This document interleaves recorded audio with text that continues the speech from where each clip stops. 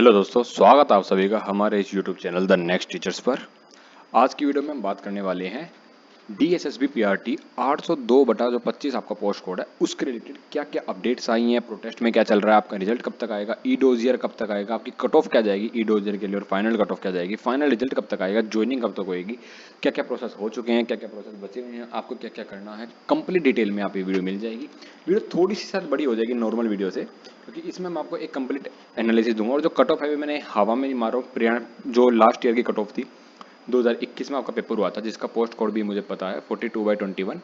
मेरे काफ़ी रिलेटिव्स ने ये पेपर दिया था, तो उससे मैं आपको कट ऑफ एनालिसिस बताऊंगा कि कितनी कट ऑफ बढ़ी थी, क्या जा सकती है, उसमें टाइम वैकेंसी कितनी थी, लगभग 2.5 गुना वैकेंसी पिछले टाइम से ज़्यादा आई है। तो वो कंप्लीट एनालिसिस मैं इस वीडियो में लेके आया हूँ। तो अगर आप चैनल पे नए हो तो चैनल को सब्सक्राइब कर देना। ये नेक्स्ट टीचर्स का चैनल है। इस चैनल से जो भी जुड़ेगा मैं गारंटी से देता हूँ आप आने वाले एग्जाम्स में आपको बहुत अच्छे नंबरों से पास होगे और अगले टीचर बन जाओगे।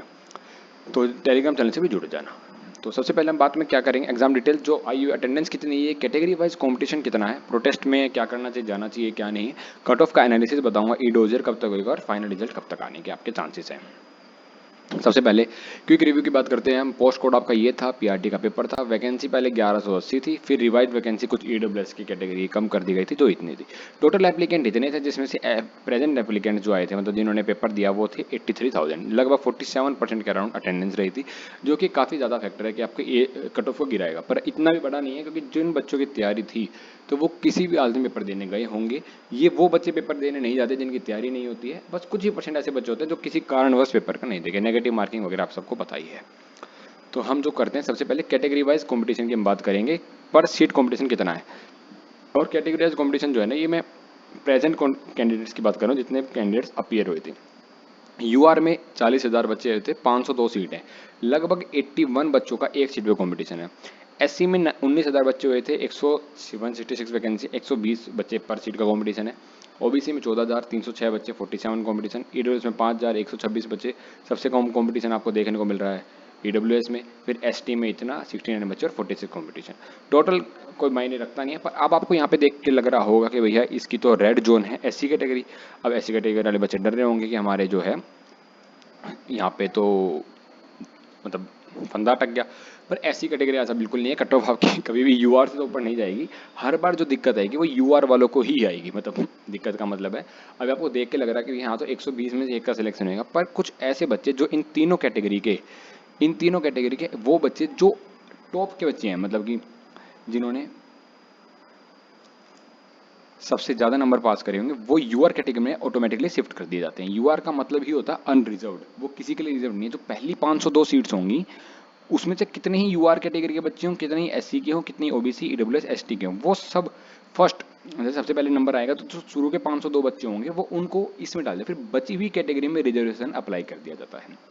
तो इसका कॉम्पिटिशन ऑब्वियसली 120 से भी ज़्यादा हो जाता है अगर आप कंप्लीट बात करोगे। ये 120 मान लिया मैंने 119 को।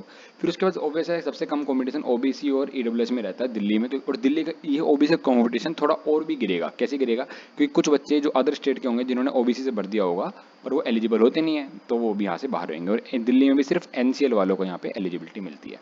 तो ये मैंने आपको बता दिया कंपटीशन पर सीट में कितना रहेगा। प्रोटेस्ट की बात कर लेते हैं। जो कोर्ट केस क्या है, जो प्रोटेस्ट है ना भैया, आप लोगों को जाना पड़ेगा। ऐसे आप कितना ही वो कर लीजिए, पर आपका रिजल्ट इतनी आसानी से नहीं निकालने वाला है।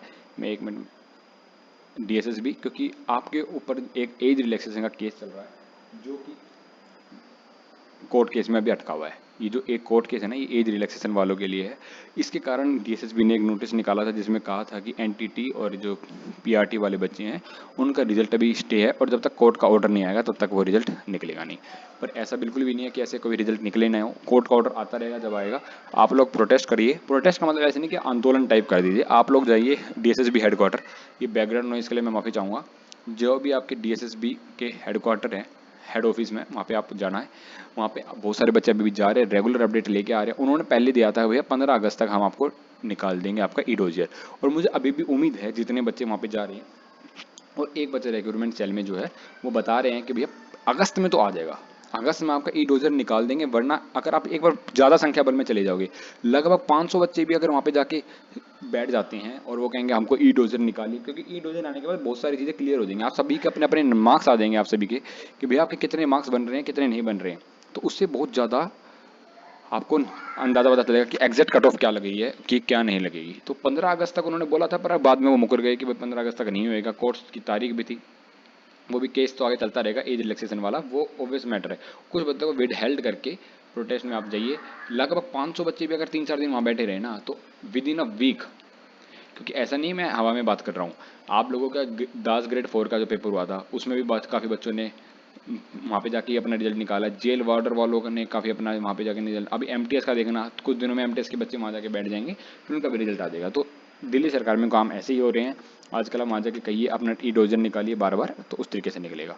तो मैं अब कट ऑफ के बारे में बात कर देता हूँ, और जो कट ऑफ मैं बता रहा हूँ ये हवा में बात नहीं करी है मैंने, ये लास्ट ईयर की कट ऑफ 159 गई थी, देखो मैंने यहाँ पे लिखी नहीं है, जो लास्ट ईयर की कट ऑफ है ना वो 159 गई थी यूआर कैटेगरी की, बाकी की मुझे भी याद नहीं है, तो इससे ही थोड़ा थोड़ा कम नंबर मान लीजिए। पर 150, अब मैं कह रहा हूँ कि भाई 153 से 160 के बीच में यूआर की जाएगी, ओबीसी से 150 से 157, और ये एग्जैक्ट कट ऑफ नहीं है, ये ऑफिशियल कट ऑफ तो है ही नहीं, जो मैं एस्टिमेटेड कट ऑफ है। प्लस इसके साथ एक वेरिएबल फैक्टर और भी है कि आपका नॉर्मलाइजेशन इस पर किस तरीके से होने वाला है, क्योंकि इतनी ज़्यादा शिफ्ट में पेपर हुआ था, फॉर्म भी अच्छे खासे गिरे थे। लास्ट ईयर 60,000 अटेंडेंस रही थी, इस साल 83 अटेंडेंस ये बता रहा हूँ, ये मैं अप्रोच बता रहा हूँ कि इतनी मुझे याद भी नहीं है, 60,000 के आसपास बच्चे ने पेपर दिया था, 60-65 हज़ार बच्चे थे।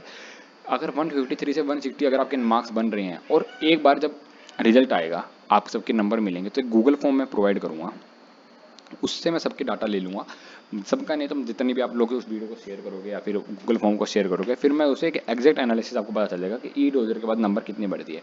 कभी कभार ई डोजर के बाद किसी किसी फील्ड में, ये मैं पीआरटी की बता रहा हूँ वैसे, पर जैसे टीजीटी की कुछ फील्ड है जिसमें 10 नंबर भी बढ़ जाती है, और कहीं कहीं पर सिर्फ 3 नंबर भी बढ़ के रह जाती है, तो ई डोजर का अलग मैटर है, वो भी मैं आपको बताऊँगा। तो ये आपकी कट ऑफ रहने वाली है ई डब्ल्यू एस की 147 से 155, और एस सी की इतनी, और एस टी की हर बार कम जाएगी। ओबीसी की थोड़ी और भी कम जा सकती है, क्योंकि ओबीसी और ईडब्ल्यूएस में लगभग कट ऑफ में ज़्यादा अंतर नहीं रहेगा, जैसे अगर इसकी 150 गई है तो इसकी हो सकता है 148 चली जाए, और इसकी अगर 155 गई है, लगभग इतना ही डिफरेंस रहेगा ओबीसी और ईडब्ल्यूएस में, इससे कम। और मैं एक सेफ जोन भी बता देता हूँ आपको यहाँ पे, ये मैंने सेफ जोन का डाटा लिया है कि भाई देखो अगर आप 165 प्लस है तो आप तो भैया आराम से सोइए, वेब सीरीज देखिए, कुछ भी करिए। 160 से 164 वाले ही बहुत ज़्यादा स्ट्रॉन्ग जोन में, अनटिल अनलेस उनका नॉर्मलाइजेशन कुछ बिगाड़ दिए तो बस। पर ये वाले बच्चे अच्छी फाइल्ड ये वाले बच्चे देंगे जो 155 से 159 है, क्योंकि ई डोजर में इनका नाम 100% आ जाएगा, पर फाइनल मेरिट में आना इनके लिए थोड़ा रिस्क रहेगा। ये है असली बॉर्डर लाइन, जिनका ई डोजर में भी फाइट रहेगी और फाइनल सिलेक्शन की भी फाइट रहेगी। ये जो ये 145 से 149 कैटेगरी डिपार्टमेंट है, मतलब अगर आप ओबीसी ईडब्ल्यूएस हो तो आपका सिलेक्शन हो सकता है, ये भी सारा कैटेगरी के लिए। और 135 से तो कम, हाँ, बस एक SC ST ही दे सकते हैं, उससे कम तो मैंने यहाँ पे कट ऑफ भी प्रिडिक्ट नहीं करी थी। 135 से कम ST की कट ऑफ जाएगी, उससे ज़्यादा नहीं, क्योंकि पीआरटी में पेपर इतना भी मुश्किल नहीं आता, आप सभी को पता है, जो पहले 100 नंबर थे बहुत ज़्यादा आसान दिए गए थे, तो वो सारा एग्जाम पैटर्न मैंने आपको बता दिया। आपकी वैकेंसी की टाइमलाइन क्या है वो भी देख लेते हैं। फॉर्म आपके भर चुके हैं, एग्जाम आपका हो चुका है, अब आप रिजल्ट और ई डोजर का वेट कर रहे हो। अभी आप इतने स्टेज पे, अभी इतना स्टेज आपका बचा हुआ है, फिर आपका डीवी होएगा। डीवी होने के बाद एक बार डिपार्टमेंट चेक करती है सारी वेरिफिकेशन को, भैया डीओई जो आपका डिपार्टमेंट है वो सब चेक करेगा। फिर आपका फाइनल रिजल्ट आएगा, उसमें आपको पता चलेगा कि आपने जो तीर चलाया था वो निशाने पे लग गया या नहीं, फिर आपको फाइनल अपॉइंटमेंट दे दी जाएगी। तो ये जो प्रोसेस है इसमें लगभग आपको अभी डीवी के बाद 6 मंथ्स का टाइम लग जाता है, क्योंकि जो, हाँ ये बताता हूँ, ई डोजर आएगा ना, ई डोजर के बाद जो डीवी होता है इसमें 45 डेज, ये एवरेज पीरियड है, 45 डेज, फिर डिपार्टमेंट आएगा, फाइनल रिजल्ट उसके बाद आ जाता है 45 डेज के बाद। तो 45 डेज यहाँ पे भी लगते हैं, फाइनल रिजल्ट है, फाइनल अपॉइंटमेंट है, तो लगभग 90 दिन, 3 महीने तो यही हो गए। ये मैंने 3 महीने, और ये रफ फिगर मैंने 6 मंथ इसलिए बताया है कि बीच में यहाँ भी अनवांटेड डिले आ जाता है, तो वो मैंने अब बता दिया। तो यहाँ तक अगर आपने वीडियो देखी है तो आपको कट ऑफ की एनालिसिस जो है, जब कट ऑफ आएगी मैं आपको दिखाऊंगा कि मैंने क्या एनालिसिस प्रेडिक्ट करी। अब आपको कहोगे नॉर्मली सभी लोग ये प्रेडिक्ट कर रहे हैं, क्योंकि प्रीवियस कट ऑफ के आधार पर ये सारे लोग प्रेडिक्शन दे रहे हैं। चैनल को सब्सक्राइब कर देना।